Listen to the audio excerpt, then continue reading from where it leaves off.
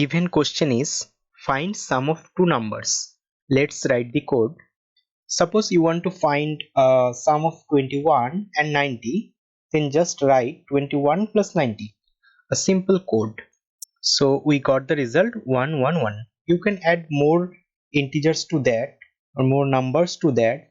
Suppose we want to add 11 plus 89, then we can see that 211 is the result. Now if you want to store these input things on variable like x is equal to 21, y is equal to 90 and z is equal to x plus y, then print z. So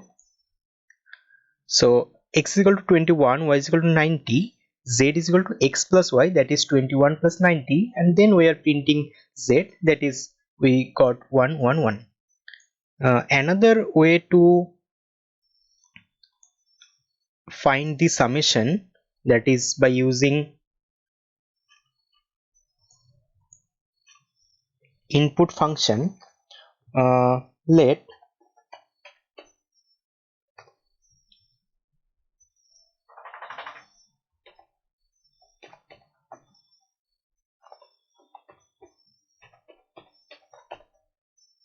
first number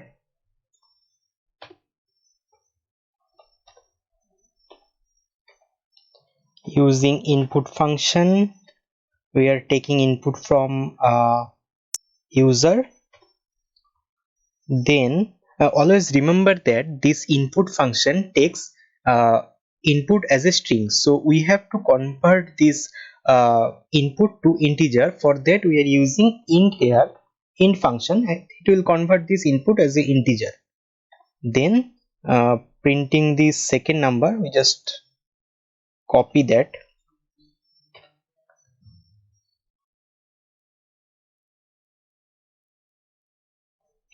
second number, and y is equal to